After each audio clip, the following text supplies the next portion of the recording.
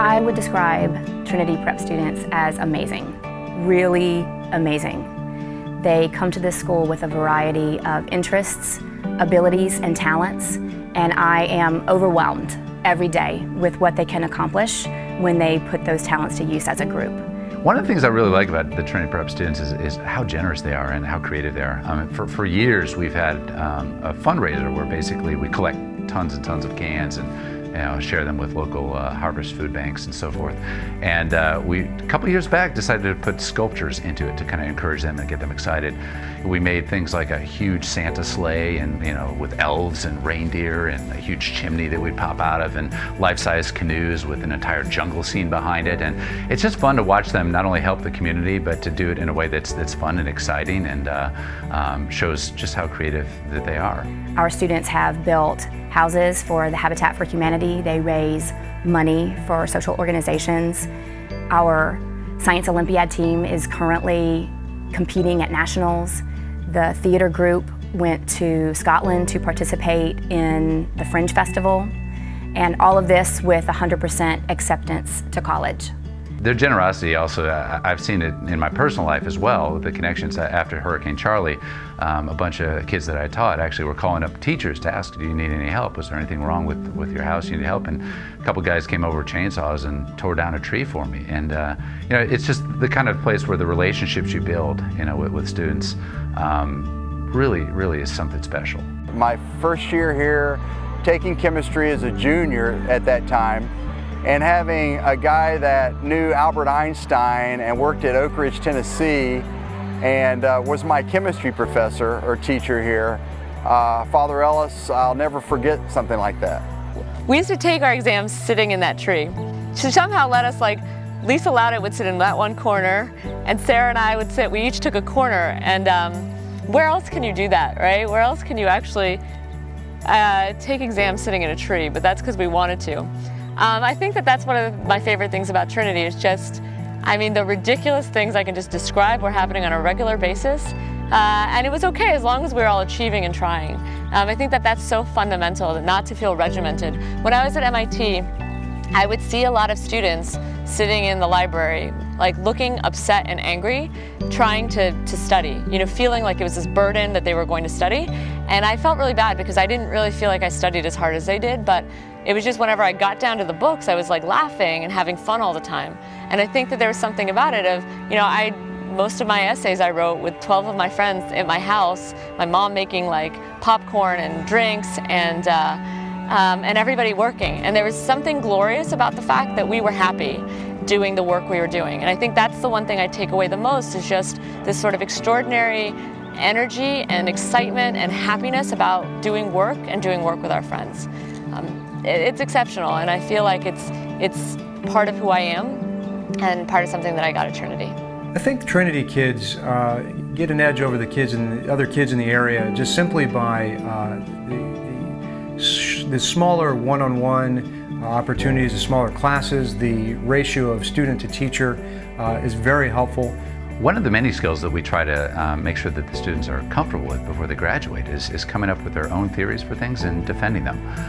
So we spend a lot of time talking about thesis statements and how do you actually formulate an argument, and what are the different ways that you can go about making it more effective. Study skills is a big part of the 6th grade curriculum.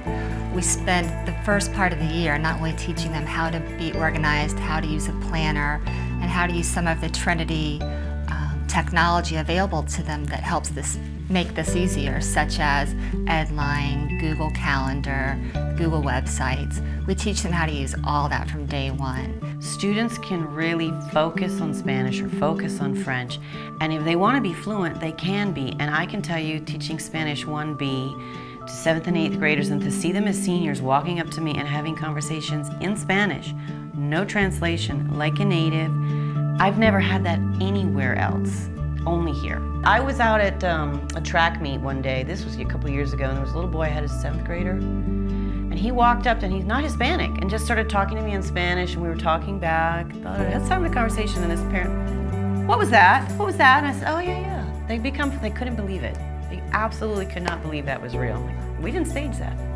Our major goal by the time the students graduate is to have them be able to experience science and love science in the same way that we all do. We want them to come into the science lab and be able to think for themselves how they would set up an experiment. We want them to think through the data collection process. We would like for them to be able to make their own conclusions when they read science data that someone else has presented. We have lots of students who go every summer to the Sanford Burnham Institute, and they're able to study with the scientists there in the actual research laboratories.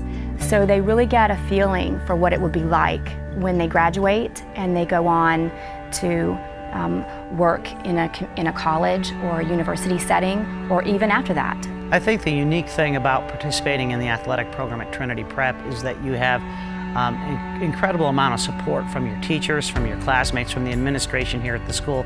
Everyone wants to see you succeed, and everyone takes pride in the accomplishments that you as an individual have and that you as your team achieve. We oftentimes see an individual that is playing one sport, but we see that they have the skills to go ahead and try something else, and they often just need some encouragement of, hey, we think you can be successful at this, why don't you give it a try? And I think it's that across-the-board encouragement, whether it's from their current coach or it's from another coach recognizing that they have potential. We've had a number of students who, by the time they were a senior, actually are going on to college to play a sport that they hadn't started with until their sophomore or junior year because they didn't think that they had the ability in that. And I think that's one of the most unique things, is that we are constantly encouraging them to always try new things and never just be satisfied with what they can do. You know, for me, the academics, being in the smaller classes was great. So the education part of it was very important, but probably the biggest was athletics. I was, you know, just kind of an average athlete as a kid before I came here, and I started running in 7th grade, and I ended up being very successful running, playing soccer and running track and cross country. And my best friend, who was a better athlete than I was, went to Winter Park High School, Maitland Middle School, never played a single sport. And so I think that was probably the biggest thing to me, other than academics.